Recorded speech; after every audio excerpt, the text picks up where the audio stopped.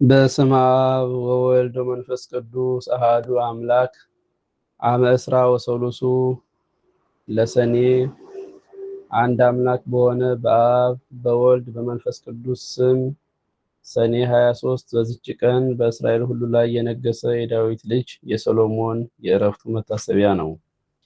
የዚህ የሰሎሞንም የእናቱ ስም ቤርሳቤህ ነው። ዳዊትም ሕግ ተላልፎ ከእርሷ ጋር ስለመበደሉ ባሏንም ስለማስገደሉ ጌታ በገሰጸው ጊዜ ንስሐ ገብቶ መሪር ልቅሶን አለቀሰ። ጌታም ንጹሕ ስለሆነ ንስሐው ይቅር አለው። ከዚህ በኋላ በእግዚአብሔር ፈቃድ እርሷን አገባትና ሰሎሞንን ወለደችው። ንጉሥ ዳዊትም ከእርሷ በኋላ ልጇ ሰሎሞን እንዲነግስና በዙፋኑ ላይ እንዲቀመጥ ቃል ገባላት። እንዲህም ሆነ። ሰሎሞን 12 ዓመት በሆነው ጊዜ አዶንያስ እነግሳለሁ ብሎ ተነሳ። ምክሩም ሁሉ ከሶርያ ልጅ ከኢዮአብና ከካህኑ አብያታር ጋር ሆነ።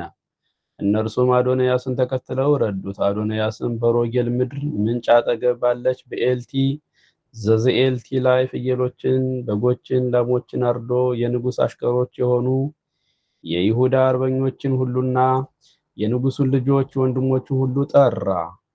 ከዚህም በኋላ አዶንያስ ይህን እንዳደረገ ለቤርሳቤህ በነገሯት ጊዜ ወደ ንጉሥ አዳራሽ ውስጥ ገብታ ለንጉሱ ሰገደች። ንጉሥ ዳዊትም ምን ሆንሽ አላት። ጌታዬ ንጉሥ ሆይ ልጅሽ ሰሎሞን ከእኔ በኋላ ይነግሳል፣ በዙፋኔም ላይ ይቀመጣል ብለህ ለእኔ ለባሪያ በፈጣሪህ በእግዚአብሔር ስም አንተ ማልክልኝ። እነሆ ዛሬ አዶንያስ ነገሰ። ጌታዬ ንጉሥ ሆይ አንተ ግን አላወቅህም አለችው። ከንጉስም ጋር ገና ስትነጋገር ነቢዩ ናታን መጣ። ለንጉሱም ናታን መጣ ብለው ነገሩት። ወደ ንጉሱም ገባ። በምድር ላይም በግንባሩ ተደፍቶ ሰገደ። ነቢዩ ናታንም ከእኔ ቀጥሎ አዶንያስ ይንገስ፣ በዙፋኔም ላይ ይቀመጥ ያልክ አንተ ነህን? ዛሬ ወርዶ በጎችንና ብዙ ፍየሎችን አርዶ የሰራዊቱ አለቆችንና የንጉሥ አሽከሮችን ሁሉ ካህኑ አብያታርንም ጠርቷልና በፊቱም ይበላሉ ይጠጣሉ። አዶንያስ 1000 ዓመት ያንግስ ይሉታል አለው። ዳዊትም መልሶ ቤርሳቤህን ጥሯት አለና ጠሯት። ገብታም በንጉሱ ፊት ቆመች። በእግዚአብሔር ፊት እንደማልኩልሽ አሁንም በዚች ቀን እንደዚሁ እንዳድርግ ሰውነቴን ከመከራዬ ሁሉ ያዳናት የእስራኤል አምላክ እግዚአብሔር ሕያው ነው ብሎ ማለ። ቤርሳቤህም አንገቷን ደፍታ በግንባሯ በመሬት ወድቃ ለንጉሱ ሰገደች። ጌታዬ ንጉሥ ዳዊት ለዘላለም ኑር አለች። ንጉሥ ዳዊትም የዮዳሄ ልጅ ብንያስንና ካህኑ ሳዶቅን ነቢዩ ናታንንም ግራዝማችሁንና ቀኛዝማችሁን ጥሩልኝ አለ። ንጉሱም ከእናንተ ጋር የጌታችሁ አሽከሮችን ይዛችሁ ልጄ ሰሎሞንን በበቅሎዬ ላይ አስቀምጣችሁ ወደ ግዮን አወርዱት። በዚያም ነቢዩ ናታንና ካህኑ ሳዶቅ ቀብታችሁ በእስራኤል ላይ አንግሱት አላቸው። ቀንደ መለከት ንፉ፣ ሰሎሞን 1000 ዓመት ያንግስህ በሉ። ተከትላችሁትም ውጡ፣ ገብቶም በዙፋኔ ላይ ይቀመጥ፣ እርሱም ስለ እኔ ፈንታ ይንገስ።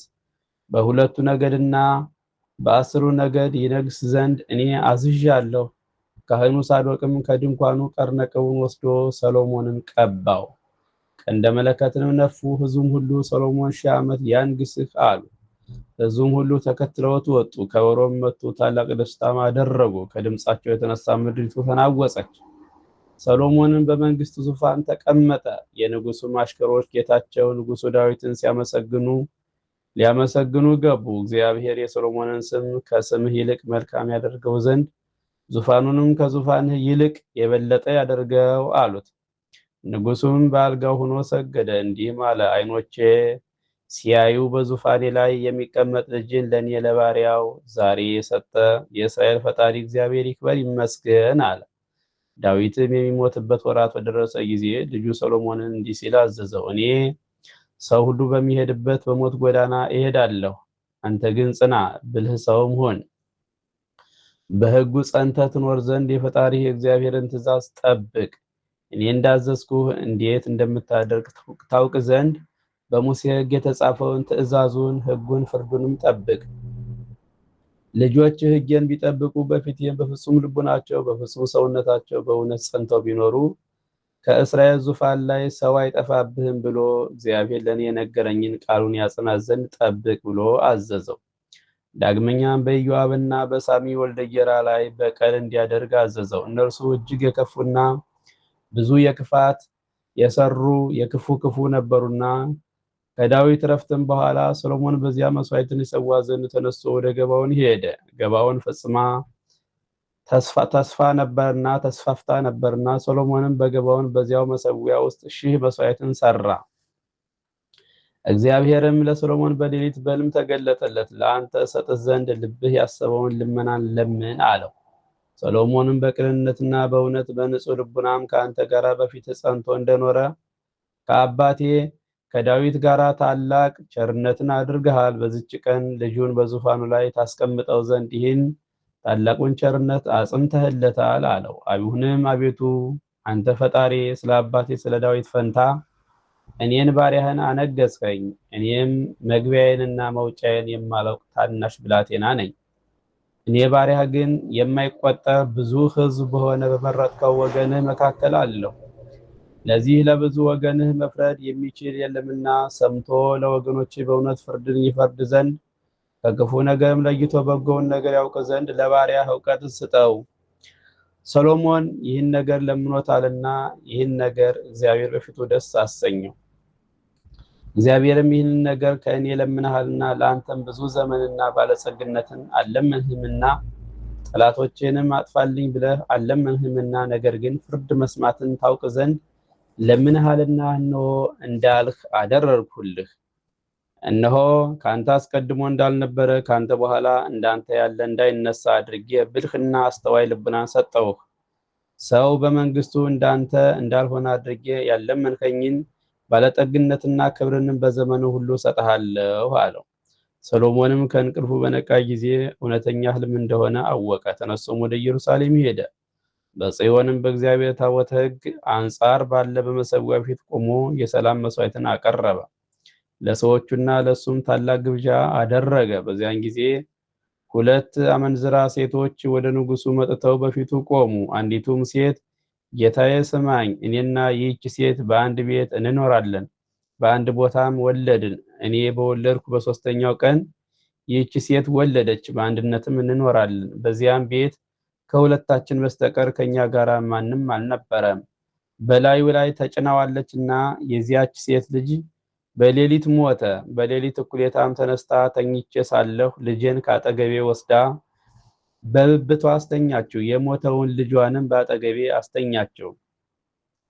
ልጄን አጠባ ዘንድ በጧት በነቃሁ ጊዜም ያንን የሞተ ልጅ አገኘሁ። በነጋም ጊዜ አየሁት፣ እነሆ የወለድሁት ልጄ አይደለም አለች።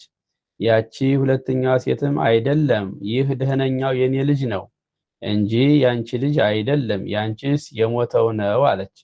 በንጉሱም ፊት እንዲህ ተባባሉ። ንጉሱም ሰይፍን አምጡ፣ ደህነኛውንም ልጅ ከሁለት ቆርጣችሁ እኩሌታውን ለዚች እኩሌታውን ለዚያች ስጡ አለ።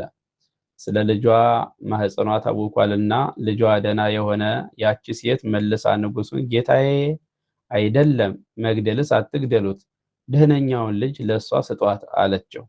ያቺ ሴት ግን አካፍሉን እንጂ ለኔም ለሷም አይሁን አለች። ንጉሱም መግደልስ አትግደሉት፣ እሱን ለሷ ስጧት ላለችው ለዚች ሴት ደህነኛውን ሕፃን ስጧት፣ እርሷ እናቱ ናትና አለ። እስራኤልም ሁሉ ንጉሱ የፈረደውን ይህን ፍርድ ሰምተው ቅን ፍርድን ይፈርድ ዘንድ የእግዚአብሔር ጥበቡ በሱ ላይ እንዳለ አይተዋልና በንጉሱ ፊት ፈሩ። ከዚህ በኋላ የእስራኤል ልጆች ከግብጽ ከወጡ 484 ዘመን በሆነ ጊዜ ሰሎሞን በእስራኤል ላይ በነገሰ በአራተኛው ዓመት በሁለተኛው ወር የእግዚአብሔርን ቤተ መቅደስ ሊያንጽ ጀመረ። በ11ኛው ዘመነ መንግስቱ ወሩ ባይድ በሚባል 8ኛው ወር ቤቱን ስርዓቱን ሁሉ ፈጸመ። በ7 ዓመት ውስጥ ሰራው። የራሱን ቤት በ13 ዓመት ሰርቶ ጨረሰ። ከዚህ በኋላ ሰሎሞን የእግዚአብሔርን ቤትና የራሱን ቤት በ20 ዘመን ሰርቶ በጨረሰ ጊዜ የእግዚአብሔርን ታቦተ ሕግ ከዳዊት ከተማ ከጽዮን ያመጣት ዘንድ ያን ጊዜ የእስራኤልን ሽማግሌዎችና የነገድ አለቆች አባቶቻቸውን ቤት አለቆች ሁሉ በኢየሩሳሌም ሰበሰባቸው። የእስራኤልም ሰዎች ሁሉ ወደ ንጉሱ ወደ ሰሎሞን በሰባተኛው ወር በጥቅምት ተሰበሰቡ። የእስራኤልም ሽማግሌዎች ሁሉ መጡ። ካህናቱም ታቦቷንና የምስክሩን ድንኳን በምስክሩ ድንኳን ውስጥ ያለ ንዋየ ቅድሳቱን ሁሉ ተሸከሙ። ንጉሥና እስራኤል ሁሉ በታቦቷ ፊት ስፍር ቁጥር የሌላቸው በጎችና ላሞችን ይሰዉ ነበር። ካህናቱም ታቦቷን ከኪሩቤል ክንፎች በታች በቤቱ ውስጥ ወዳለው ወደ ቅድስተ ቅዱሳን ቦታ አገቧት። ኪሩቤል በታቦቷ ቦታ ላይ ክንፋቸውን ጋርደዋልና ኪሩቤልም በስተላይ በኩል በቅድስተ ቅዱሳን ላይ ታቦቷን ጋርደዋት ነበር። ከቅድስተ ቅዱሳንም ጋር የተያያዙ ነበሩ። ቅዱሳን ኪሩቤል ከፍ ብለው ከቅድስተ ቅዱሳኑ አንጻር ላይ ሆነው ያያሉ፣ በውጭ ግን አይታይም ነበር። ከግብፅ ሀገር በወጡ ጊዜ እግዚአብሔር ከእስራኤል ልጆች ጋራ ቃል ኪዳን ከገባላቸው ሙሴም በዚያ በኮሬብ ካኖራቸው ከሁለቱ ጽላቶች በስተቀር በታቦቱ ውስጥ ሌላ አልነበረም። ከዚህ በኋላ ካህናቱ ከቤተ መቅደስ በወጡ ጊዜ ቤተ መቅደሱን ሁሉ ብርሃን መላው። የእግዚአብሔር ብርሃን በማደሪያው ቤተ መቅደስ ሞልቷልና ከብርሃኑ መገለጥ የተነሳ ካህናቱ ስራቸውን መስራትና ከፊቱ መቆም ተሳናቸው። ያን ጊዜ ሰሎሞን እግዚአብሔር በደመና ውስጥ እኖራለሁ ብሏል፣ እኔም ለዘላለም የምትኖርበት ማደሪያ ቤተ መቅደስን በእውነት ሰራውልህ አለ። ንጉሡም ፊቱን መልሶ የእስራኤልን ጉባኤ ሁሉ መረቀ።